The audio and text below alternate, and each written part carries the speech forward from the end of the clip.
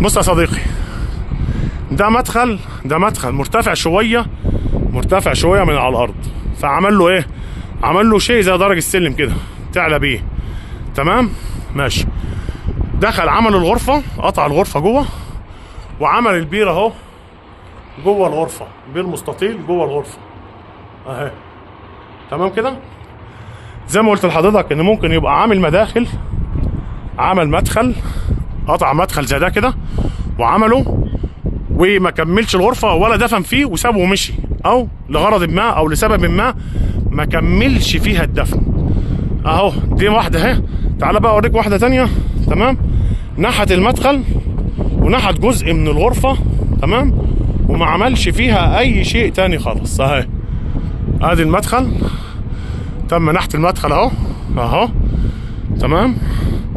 ودخل جوه، عمل جزء من الغرفه ما كملهاش وسابها، لان ده كل ده طبيعه ارض، طبيعه الجبل نفسه، وما جاش جنب منها. ليه بقى الموضوع ده؟ ممكن يكون اكتشف لاي غرض ما سبب او توقف عنه. يعني هو توقف عن بناء المقبره هنا بسبب ما، او نحت المقبره هنا لسبب ما. تمام. زي ما راح هنا في المدخل هنا ده. تمام. وعمل الغرفه وعمل بداخلها بير. لما جه هنا عمل المدخل ده ما كملش فيها.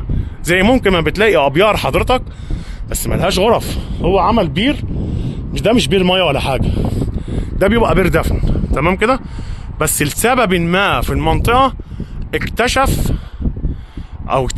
سبب ما خلاهوش كمل او عمل الغرف او عمل المقبره في الجزئيه ديت. ده توعيه لا اكتر ولا اقل، وعرض المقابر الموجوده في مصر زيها زي القطع والمتاحف والكلام ده. وبداخل الفيديوهات توعيه للناس اللي بتجري ورا المقابر والدفن، وبتجري ورا الوهم والشيوخ والكذب والضلال. وفر نفسك يا ابن عمي، الموضوع مش سهل، الموضوع صعب جدا، الموضوع اكبر مما تتخيل يا ابن عمي. نصيحه مني ليك، ما تجريش ورا الوهم ولا تجري ورا كلام العيال الهبيده اللي ما بياكلش العيش وبيخرب بيوت الناس. انا احمد سفاري، ودي صفحه زي الاشارات ما بتقول. السلام عليكم.